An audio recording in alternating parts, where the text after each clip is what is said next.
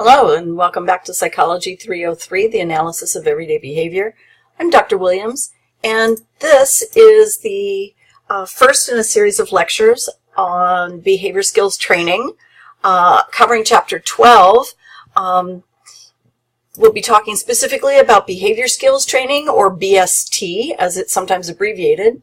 And behavior skills training is a method of teaching, behavioral method of teaching, that has very good success in terms of learning and compliance, and it's been used for a variety of different behaviors, how to deal with bullies, fire safety, gun safety, abduction safety. It's been used in a lot of different ways.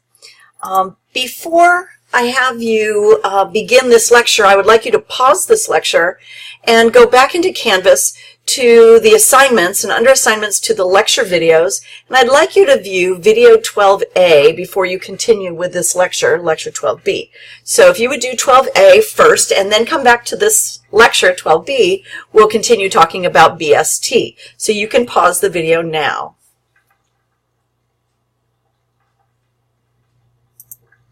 Okay, so welcome back. You've seen the video. This was a lecture by Ray Miltenberger, who's the author of your textbook, talking about gun safety. And he is the international expert on the use of behavior skills training related to things like gun safety. So let's begin with a definition of behavior skills training. Behavior skills are specific chains of behavior that require special training. So it might be how to seek assistance when you're lost, say in a grocery store, when you're a young child. If you're a teenager, how to resist peer pressure, how to avoid being kidnapped, how to avoid online sexual predators. What do you do if you're 7 years old and you find a gun? What do you do if you catch on fire? OSHA has used behavior skills training to teach workplace safety, and it's even been used to train social skills in socially isolated boys. So let's talk about the steps involved in BST. It's a very simple system, but it's very effective. The 4 steps are first, modeling and imitation. The second step is explicit instructions. Third is repeated rehearsal, and fourth is instructor feedback. Now, these don't necessarily run in linear order, but these are the 4 things that you're required to do. Often they're done simultaneously. So let's talk about each one so that we understand better how behavior skills training unfolds.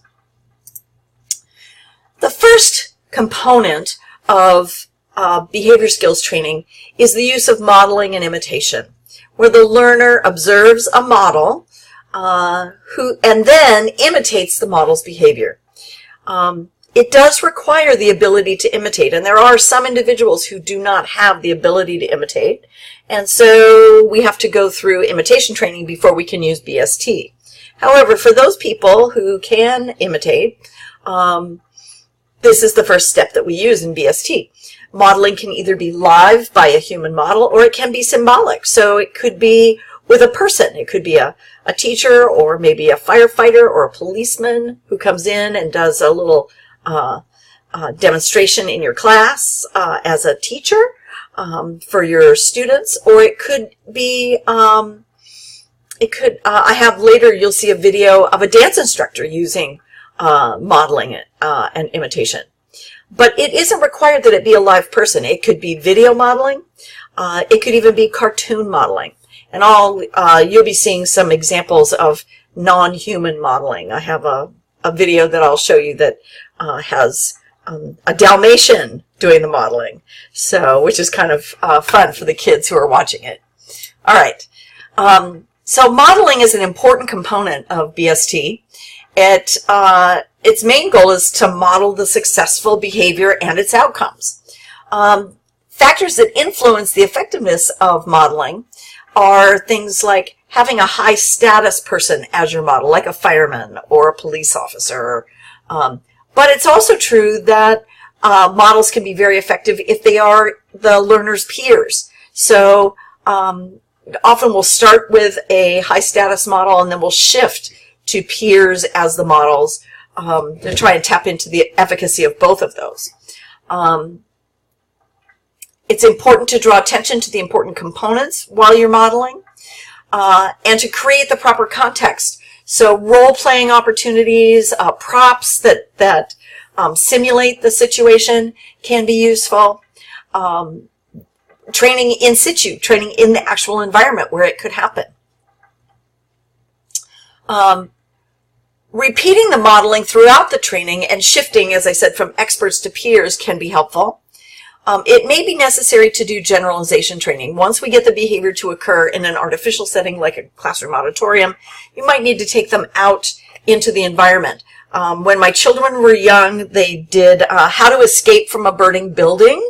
The Ellensburg Police Department came and they taught a class on how to escape from a burning building, and it had to do with getting down on the floor and crawling and getting to where a window is and then climbing out the window. And they taught it first in the auditorium, and then they actually own a fire simulation house trailer. And so they backed this house up into the playground, and it creates it's not CO2, but it generates smoke, and the children go in through the door, and they stand there, they shut the doors, they're in there with a fireman, who then talks them through getting down on their knees, and then smoke starts to come into the house, and they crawl on their hands and knees to the back of the trailer where they climb up on a bed, and then there's a firefighter who helps them crawl out through the window. And so they do it first in an artificial setting, and then they move to a more realistic setting to do generalization training. So very, very effective. And it's important to point out that it's really critical that there are no delays between modeling and actually engaging in the imitation. You want the children to go directly from the modeling to the imitation. You want them to imitate it immediately, and that there's no teaching one day and then coming back the next day and doing the modeling. You want them to happen literally one right after the other. The entire BST session should occur as a whole unit. All right. So step 2 has to do with instructions. So we don't just engage in the behavior and model the behavior, but we also describe the behavior thoroughly, and we also describe the context. So we would use visual imagery, talking about the house, and you're in your room, and suddenly you hear the fire alarm go off, and you smell smoke, and so you create the context for them. And then as you go through the behaviors, actually doing the behaviors through modeling, you also narrate. You also explain the consequences of performing the behavior correctly. So you want to make the expected behavior very, very clear. And if it's a chain of behaviors that are necessary, you want to outline the steps very clearly. So for example, you might say, if anyone other than your parent tries to get you in their car, you should say, no, I have to ask my teacher, and then run away and tell your teacher. And if you do this, I will be very proud of you. So you not only explain exactly what they're supposed to do in terms of steps, what they should stay, that they should run away, and that they should tell their teacher 3 steps to this, but also the consequences of doing so. The factors that make the instructions effective are to make sure that the learners are paying attention. One way is to have them repeat the instructions back to you.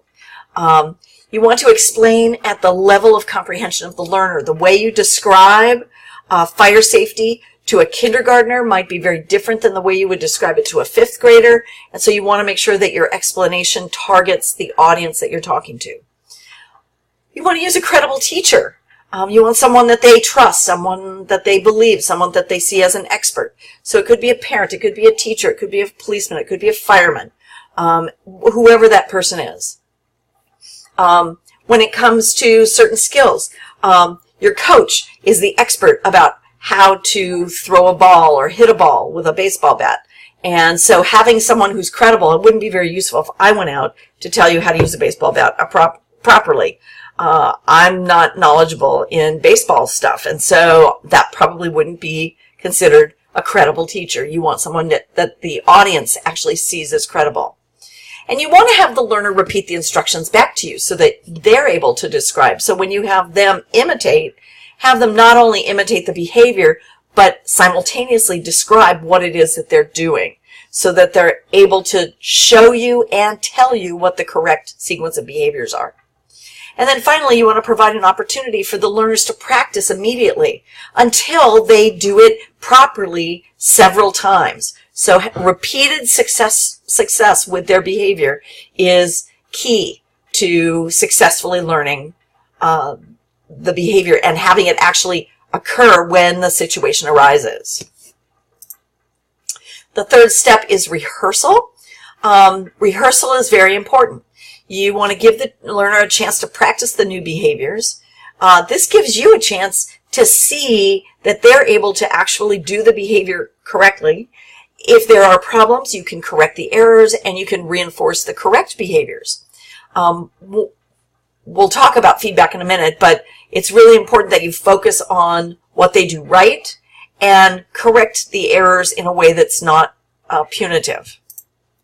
So to enhance the rehearsal process, have them rehearse immediately. That's really important. And if possible, have them rehearse in the proper context. So role play the context or do it actually in the environment where it might happen.